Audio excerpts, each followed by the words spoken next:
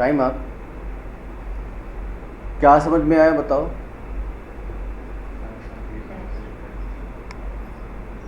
Absenteeism, जैसे कि job से कोई छुट्टी ले रहा है, एब्सेंट हो रहा है, उसके कई सारे कहता है वो कारण है कि लोग अपने अपने वर्क प्लेस से कई तरह के छुट्टी जो है वो प्लान करते हैं, लेते हैं, अनवांटेड हॉलीडेज़ लेते हैं, जिसकी वजह से किसी भी ऑर्गेनाइजेशन को बहुत बड़ा चैलेंज आता है। यहाँ पे वो कॉजेज़ के बारे में बात कर रहे हैं कि कई सारे कॉजेज़ हैं, मल्टी फैसेटेड मतलब है कई सारे कॉजेज़ हैं। कोई हेल्थ का बहाना बना लेता है, कोई पर्सनल प्रॉब्लम की बात कर लेता है एंड सो ऑन। कोई कहता है कि हमारा काम का एनवायरनमेंट ज़्यादा अच्छा नहीं है, कोई डिससेटिस्फाइड अपनी जॉब की वजह से, कोई इलनेस की वजह से कहता है, कोई स्ट्रेस की वजह से कहता है, कोई कहता है कि वातावरण ही बड़ा ख़राब है, माहौल बड़ा ख़राब है, तो अवे रहते हैं अपने काम से, उसको नहीं करते। उसके बाद कह रहा है कि इसका जो प्रभाव आता है वो कंपनी की प्रोडक्टिविटी के ऊपर आता है, कॉस्ट बढ़ जाती है, वर्क फ्लो थोड़ा ख़राब हो जाता है, और जो एग्जिस्टिंग एम्प्लॉयज़ होते हैं उन पर ज़्यादा काम का प्रेशर आ जाता है, क्योंकि 2 बंदे काम पे नहीं आए तो मेरे भी प्रेशर आएगा। और उसके बाद वो कह रहा है कि इसी तरह से जो बंदा खुद छुट्टी लेता है, एब्सेंट होता है, उसकी जॉब की इनसिक्योरिटी बढ़ जाती है।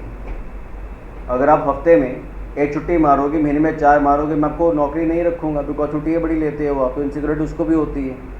फिर यहाँ पे वो आगे कुछ इसके सोल्यूशंस कह रहा है जी, कुछ स्ट्रैटेजीज़ हो सकती हैं, जैसे कि हेल्दी वर्क लाइफ बैलेंस हो सकता है, फ्लेक्सिबल वर्किंग आवर दिए जा सकते हैं, रिमोट वर्क के ऑप्शन दिए जा सकते हैं, हेल्थ रिलेटेड कॉजेज़ को एड्रेस करा जा सकता है, और सपोर्टिंग वर्क एनवायरनमेंट दिया जा सकता है। उसके सोल्यूशंस आ गए। दैट मीन के 3 चीज़ें इस पे टॉपिक में हमारे पास आ रही हैं, एब्सेंटिज्म के कॉजेज़, उसके इफेक्ट्स, उसके सोल्यूशंस, 3 चीज़ें। तो हमें तीनों चीज़ों को यहाँ पे रेफ़र करना होगा। तो हमने स्टार्ट करा, नाउन्स वगैरह तो काफ़ी मेंशन कर रखे हैं जी। तो absenteeism,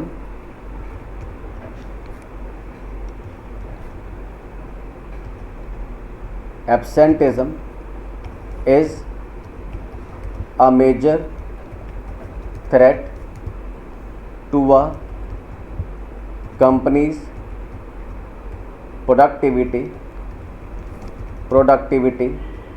efficiency and workflow. Efficiency and workflow,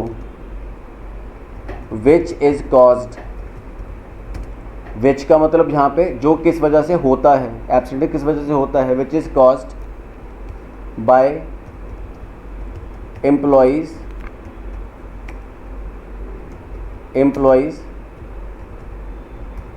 personal, यहाँ पे एम्प्लॉयज़ के ऊपर अपॉस्ट्रोफी का सिंबल लगा है बिकॉज हम मल्टीपल की बात कर रहे हैं। ठीक है जी, एम्प्लॉयज़ अगर आप प्लूरल के आगे अपॉस्ट्रोफी लगा रहे हो तो बाद में एस नहीं आएगा। ठीक है जी, which is caused by employees personal issues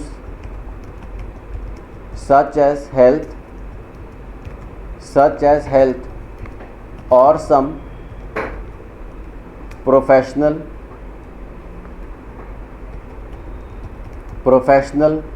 factors like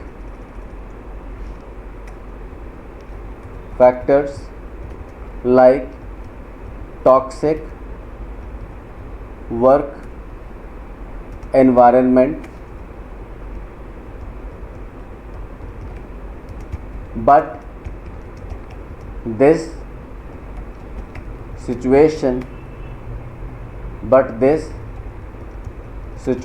can be resolved, पर ये प्रॉब्लम रिजॉल्व करी जा सकती है with some efforts